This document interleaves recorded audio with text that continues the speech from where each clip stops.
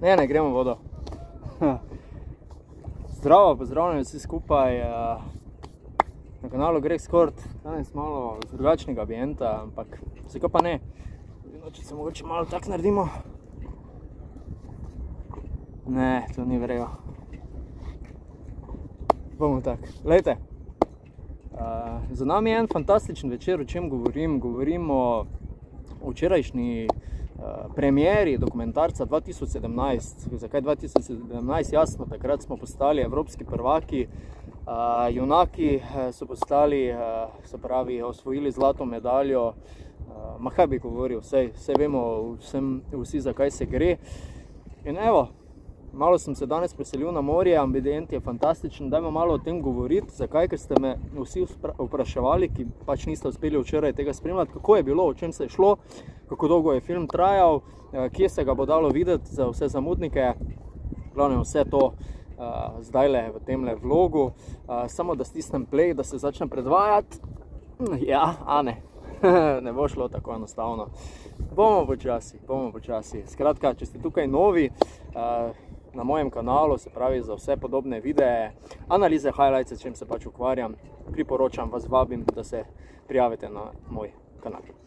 Skratka, dokumentarec je trajal tam cirka 2 uri, slabi 2 uri, vredno svojega časa, ambient je bil fantastičen, stožice, dvorana, izgledalo v bistvu kot kino, vso ozadje je bila tema, se pravi tekom predvajanja dokumentarca je bila tema, ozvočenje fantastično, vse skupaj se pa je začelo z samo predstavitvijo junakov, kar nekaj se jih je odzvalo včeraj, na licu mesta so bili na premieri Goran Dragič, Luka Dončić, Saša Zagorac, Aleksej Nikolić, Matis Rebec, da ne bom koga spustil, v glavnem kar nekaj jih je bilo, Vratko Čančar, evo recimo. In ja, fajn je bilo, seveda največji aplauz sta požela Goran in pa Luka, tako da mislim se to ni bilo neko presenečenje.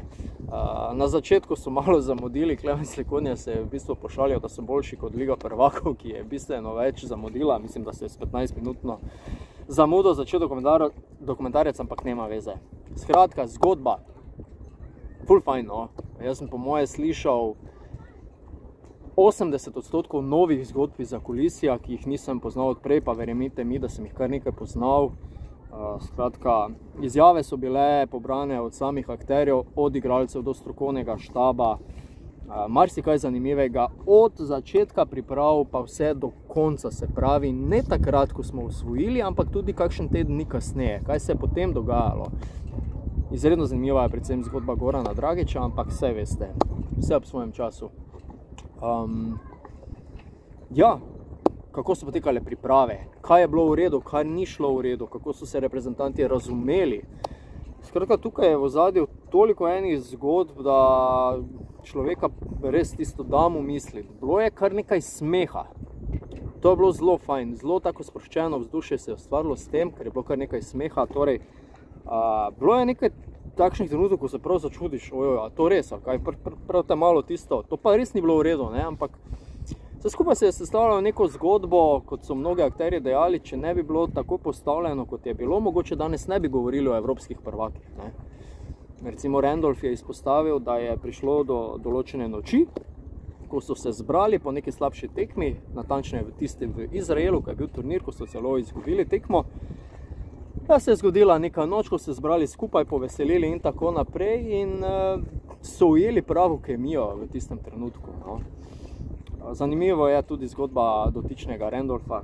On se med pripravami je recimo poročil, ne? In je vmes letal malo gor in dol, moral prepričevati svojo zaročenko, kako in kaj. In en pikič od tega, no. Zgodba o Luki Dončiću. Koliko so ga poznali, kaj so vedeli o njemu, s čem jih je prepričal, to se je dobro izrazil Klemen Prepelič, kako je on videl to situacijo. Tako da ja, mislim, da se je veliko zgodbe vrtelo okoli Saše Zagorca, veliko vlogo je dobil v tem dokumentarcu, zdaj si bo mogoče kdo mislil, kaj pa on se ni bil takšen dejavnik, pa vendarle, on je bil malo starejši od vseh skupaj in zna to zadevo malo bolj razložiti, no, da tako rečem. Samo malo. Ja, malo kratki intermezzo vmes, mornarji so odpluli oziroma bodo odpluli, tako da smo ga malo pauze narediti, nema veze, v glavnem, ja, Zagorac je bil kar nekaj prostora v dokumentarcu, v glavnem njegove zgodbe so v redu, zelo dobre, vidi se, da je pač zelo izobražen človek in da vidi situacije različne na svoj zanimiv način in jih tudi na ta način predstavi. No.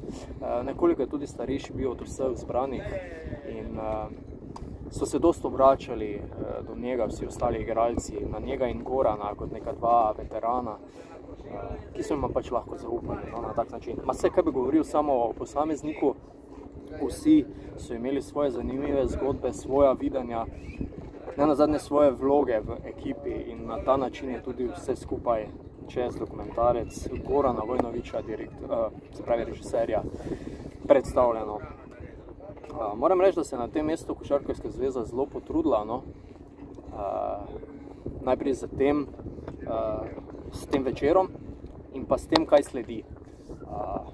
Dalo se bo videti ta dokumentarec, ne samo enkrat, večkrat, na večjih mestih, o tem mogoče na tem mestu še žal ne, ampak verjamem, da bo to v kratkem strani zveze predstavljeno. Skratka, šlo bo za dostopne destinacije, lokacije kakorkoli in ne samo enkrat, večkrat si boste lahko ogledali dokumentarec, če morda zdaj niste uspeli. Če pa ste vabljeni, da spodaj pokomentirate, kako se je vam tole zdelo, kaj ste vi videli kot najbolj zanimivo, mogoče celo kaj ne, skratka, komentarji so dobrodošli. Ja, to je eno. Na koncu, ko se je dokumentarec zaključil, so nas pozvali, oziroma animator, vodja prireditve, kakorkoli Slakonja, je nakazal, da se bo dogajalo nekaj po dokumentarcu. Šlo je za krajše govore, no, da tako rečem, Gorana, Vidmarja, Luke, Repca, skratka, vsi smo čakali, kaj bo povedal Goran, vse vemo zakaj, ne? Zato, ker se zelo na glas govori, da se bo Goran vrnil v reprezentanco in mislim, se zdaj več ni skrivnost, mislim, da je že skoraj uradno, da se bo vrnil na eni izmed kvalifikacijskih tekem proti Hrvaški, zdaj le 30. ta mesec, mislim, da bo dvorana pokala po šivih in prvi so si že lahko zagotovili vstopnice po znižani ceni včeraj po dokumentarcu, to je bilo ravno na koncu rečeno, tako da verjamem, da nekaj srečnežev svoje vstopnice že ima. Ostali, ne se bati, jutri, ni res jutri, v ponedeljek, danes je sobota, ko to snemam, v ponedeljek ob 1, če imam prave informacije, pride tole za vse ostale ven, tako da mislim, da zadnjo tekmo Gorana Dragića pred gledalci slovenskimi, mislim, skupaj z Luko, to pa res si moramo ogledati, no. Tako da, ja, absolutno. Sam trenutek znova. V glavnem, slovenska obala je že kar precej zasedena te dni, super, tako da dosti je nekih uletavanj v kader. Kakorkoli, zamudniki torej niso še zamudili ničesar, veliko se še bo dalo videti, splača se, resnično se splača. Kot sem rekel, slabe 2 uri programa, dokumentarca, različnih zgodb, ki jih javnost še definitivno ni spoznala, ni slišala in mislim, da nikoga ne pusti ravnodušnega. Recimo, ko sem se pogovarjal tudi z ustvarjalci samega dokumentarca, so izpostavili, da to ni film samo za košarkarske navdušence oziroma za vse športnike, vse, ki se pač čutijo ponosnega Slovenca in jaz mislim, da dejansko se lahko ob takšnem filmu, takšnem dokumentarcu znova spomnimo uspeha, ko doživimo trenutke, ki so nas takrat razveseljevali in točno to je ta catch. Se popolnoma strinjam s tem. V glavnem, da ne dolgovezim preveč, priporočam, da si ogledate dokumentarec, da si vzamete čas, povabite svoje bližnje, otroke, definitivno bo to za vsakega nekaj in ja, priložnosti bo več kot dovolj. To je to. Hvala, da ste spremljali z mano zdajle tole vse skupaj, kar se tiče tega dokumentarca. Nekaj je bilo že objavljenega na moji strani na Facebooku, tole tole zdajle na YouTubeu, je pa pač za vse ostali, ki imate Facebooka, kakorkoli. Hvala, da me spremljate, vse skupaj,